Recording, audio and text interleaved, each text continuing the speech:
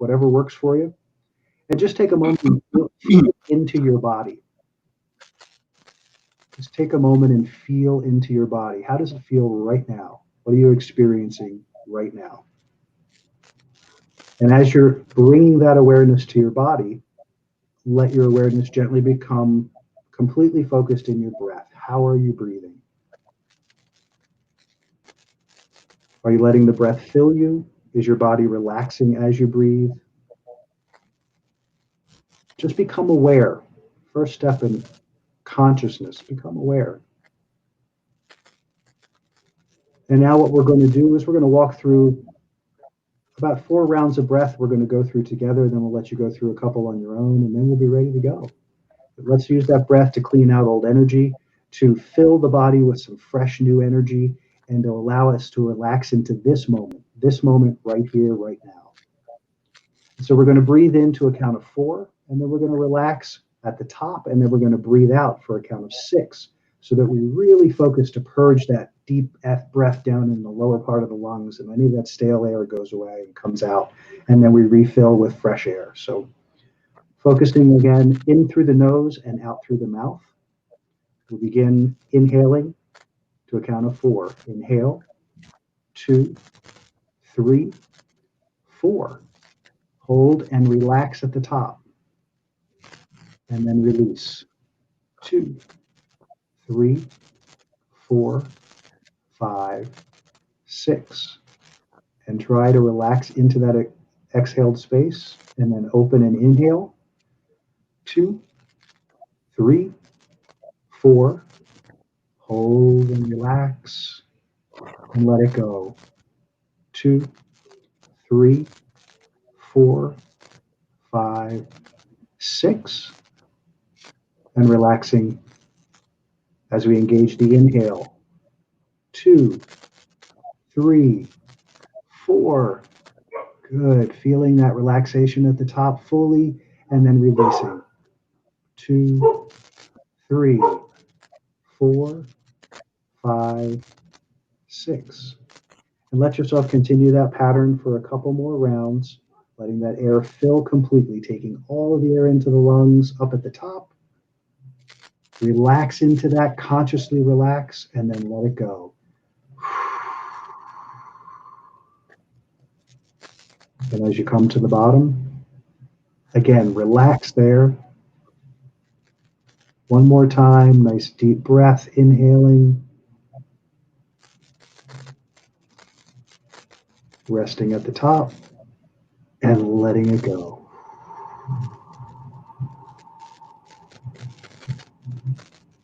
Awesome. And stay in that quiet place, and again, just be present in the moment of how you're feeling in this moment.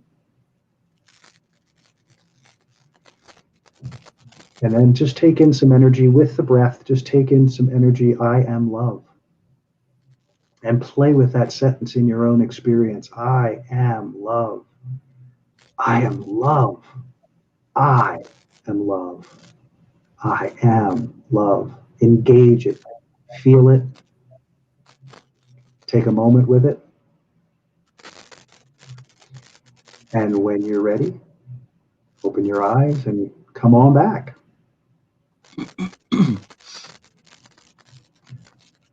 All right. So here we go, diving in. Paul, I'd love to start this by asking you how you define surrender. What does it mean in your lexicon to surrender? Gosh, I hope you're not expecting a one-word answer. No. You're not going to get one. I didn't think so. Yeah, I think it's not necessarily something that can be encapsulated so simply. Of course, there are so many levels to the concept and idea of surrender. And, I like to take it to its sort of deepest level, if we can, immediately. And if we need to kind of backtrack from that point, then, we can do that. I think that really what we're talking about, or what we want to try and identify, is what is the nature of ultimate surrender. I think we're all experienced, being able to let certain things go in our life, whether it's events or circumstance or whatever it may be. And I think all of us have some experience of, being able to at least physically release, in some way or another, maybe not, total relaxation or anything like that. So we have an idea of what it means to kind of release and to let go and to surrender at various more superficial levels. But I think that really, we want to try and identify what is the nature of ultimate surrender and how does that relate to our spiritual evolution and our kind of, relationship with the whole as a human being. I think it's an essential question because it really gets to the crux of our ability to, let go into death on one hand, which I think is an extremely important aspect of surrender. That kind of ability or inability to let go into death actually manifests quite often in spiritual experience generally, whether that's meditation experience or medicine-based experiences or something. We come across these kind of inability or ability to let go into something grander or greater or into the unknown in some way or another.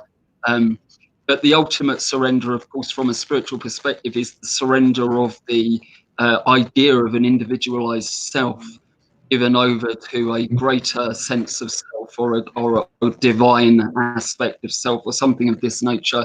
The surrender of the ego really is I think, is how it would be expressed in spiritual terminology. Now, of course, what that ego construct is going to take some deconstruction to come to an understanding. But I think that, that's where we want to head in the conversation, at least. Fantastic. I was in my own process with this last night, and the place that I came to ultimately, at least in my experience now, is it feels like to me that surrender is ultimately about losing resistance.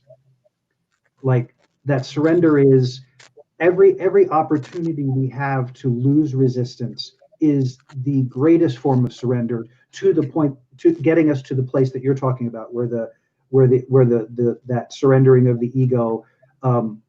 But again, I think that one of the things I want to, so there's that piece. But one of the other things I want to touch on with this is clarifying a definition specifically, meaning when we talk about surrendering the ego, I know for me in history, that was always kind of again, surrender / sacrifice. So that surrender is equal to sacrifice. And that is actually the ego's perspective of the idea of surrender, it almost seems like.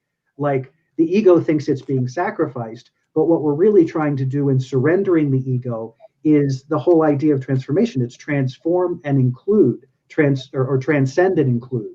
So transcending the ego running the show so that the ego becomes an absolute part of the soul expression. Is that being too simple?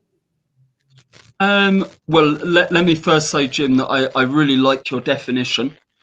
It was certainly much clearer than my own. It's a little bit more succinct, and I think very accurate.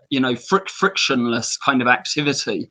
Yeah, not hitting up against anything is surrender. I think that's a really wonderful way of defining.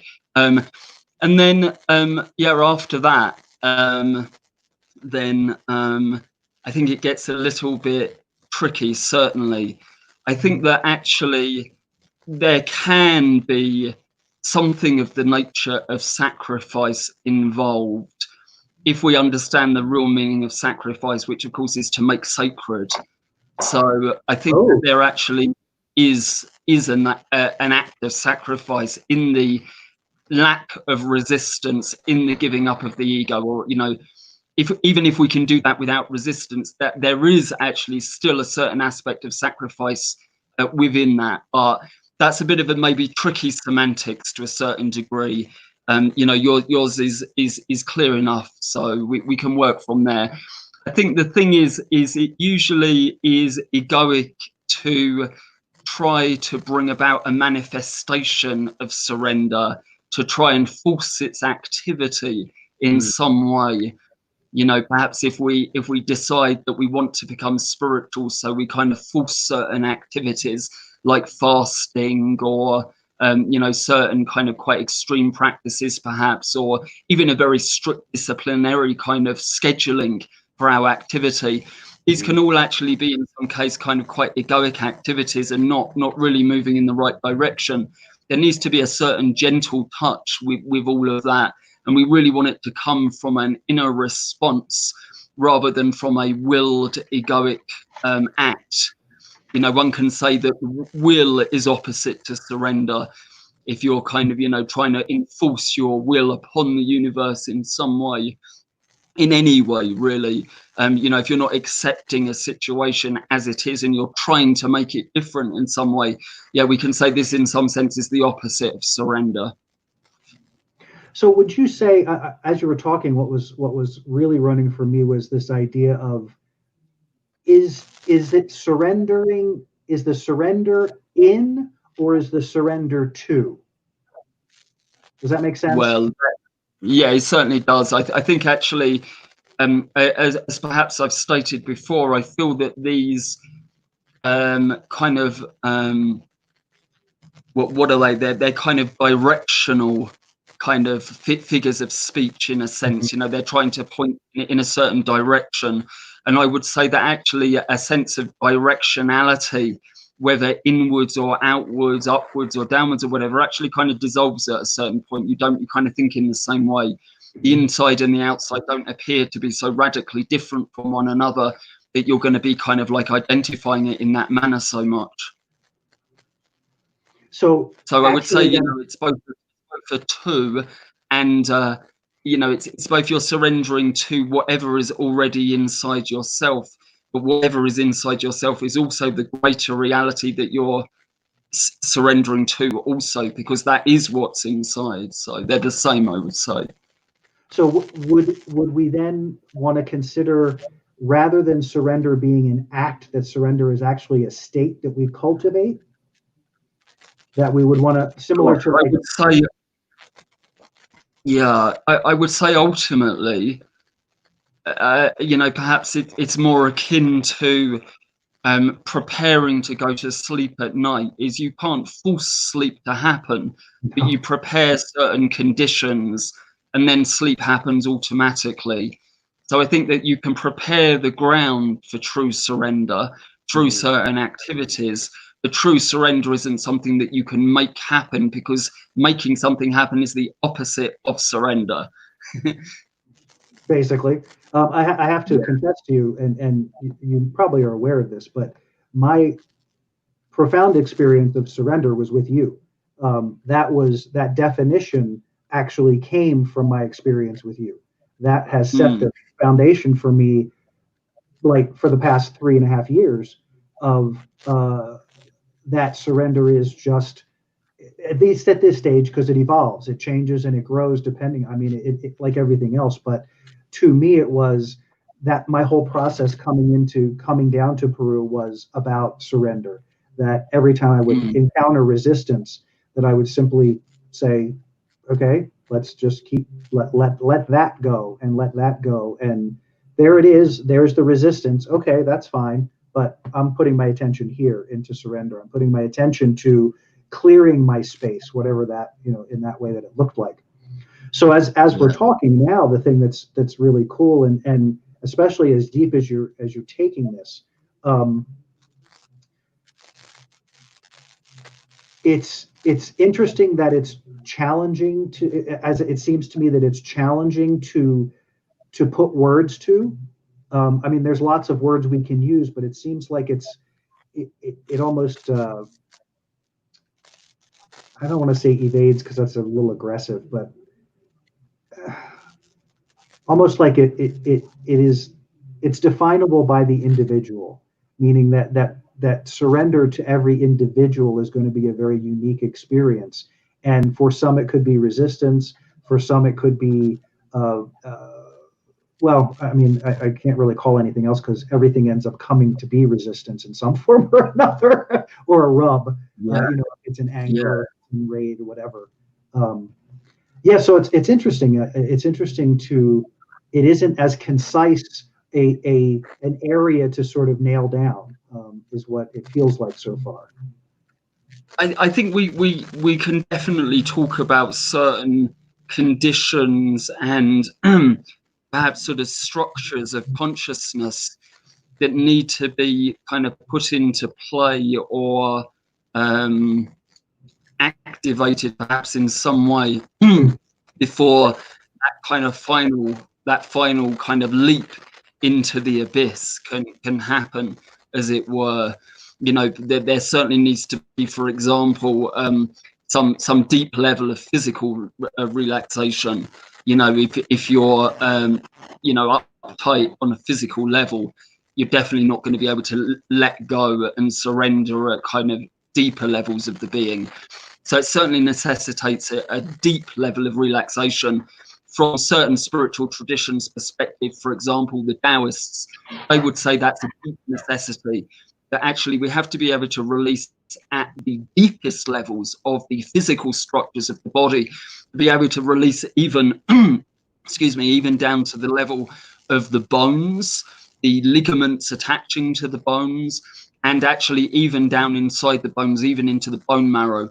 That actually we want to be able to relax down to that level and be able to feel and sense that we have indeed relaxed down to that level.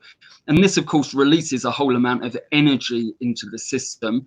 And that energy is partly then used in order to be able to completely surrender. It gives you that kind of rocket boost to escape the atmosphere, as it were. And then, of course, along with that, I would say it necessitates a very deep level of mental relaxation. Of course, if the mind is super busy or whatever, then of course we can't say really that we've surrendered into our own being, never mind anything that we may find within that being or anything greater than that. We haven't even kind of surrendered or relaxed or let go into our own being, whatever that may be, from moment to moment. So the mind needs to really be able to kind of like settle down. And then I think we begin to touch upon the more esoteric side of it, which is actually with the energy, also the energy that's circulating in the body. It doesn't come to stillness. Stillness equals death, actually. But energy in this case is actually sort of stabilized in some way. It comes to a condition of stability where there is a sense of solidification almost of the energy, so that one feels very compact, one feels very grounded, one feels very kind of together on one level, while the mind, whilst consciousness is able to be very, very expansive. So I think there's these kind of different levels, and then ultimately you get into the knots within the energy system, within the karmic body. You know, you encounter firstly, well, not firstly necessarily in any kind of linear fashion, but you encounter what are called the grantis. The grantis are the yogic tradition particularly talks about them. These are knots or twists or kind of tangles in consciousness that are created via heavy, impactful karma, essentially. And they're located at the base of the spine, the back of the heart, and the jade pillow point at the back of the skull. These areas are very, very difficult to pass energy through, the Kundalini energy or the energy of the microcosmic orbit, because of this condensed karmic energy. So eventually we need to be able to surrender down to that level, unwind all of that tangled, constricted energy and open it up. So we're kind of unfolding at all of these different levels. And when we've done all of that, then we can say we're able to kind of make this leap into emptiness, into spaciousness, into an unconditional space of consciousness that doesn't necessarily have any objects to it, just a pure kind of subjectivity where self gets absorbed into self, beyond personality, beyond desire and likes and dislikes, you know, something beyond the known, essentially. We're surrendering into that and to that. That's amazing. And I want to, for lack of a better expression, I want to dial it back just a hair, and this may not be dialing it back, but for me, it's I want to take a progression. So as you were talking, the things that were stimulated for me was, okay, so in actuality, we may have a desire for surrender. There's a part of ourselves that just, we have that feeling there's something we would just really we want to surrender to that larger part of ourselves, say. That's a pretty common expression that gets used, I think, in the metaphysical community at large. But what I'm understanding is that this is a process. This is something that it's like up into the point. Well, I keep getting myself tangled in 14 different thoughts. So let's pick one. Surrender. Yeah, surrender. It's exactly.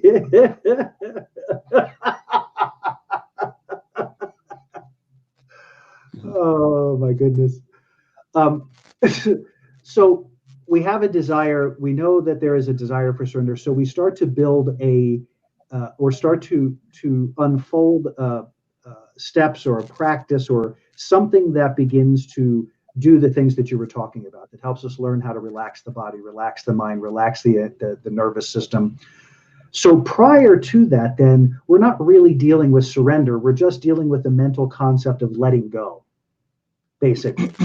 Right? So I think you're preparing the ground. Yeah. Say that again? Preparing the ground, I would say. The ground. So we're used to, initially it's about letting go. We say, okay, I want to let this go. I want to let this behavior go. I want to let this pain go. I want to let this feeling go. And then as we prepare the ground, as we really get the vehicle ready, then we can transition to a place of actively stepping into surrender, because that's engaging the whole energy system and not just the potentially mental and emotional bodies. Does that sound logical? Yeah, right. I think that well, look, I don't think it always has to be a process. I think that there are special individuals who are, come in with a certain energy matrix or whatever it may be, who are able to just let go. I mean, like, saints like Ramana Maharshi, I'm thinking of particularly, where he, just sort of fell into a deliberate trance state, emulating death, and was able to completely surrender off the cuff, as it were. However, such beings are rare and, not so many. So for the most part, for most people, because they come in with pretty heavily impacted karma, pretty heavily impacted, emotional and energy bodies, etc., they have a certain amount of work to do. It's not easy to let it all go in one. It's not even easy to let it all go over, some time. It's definitely a long process. That process can definitely have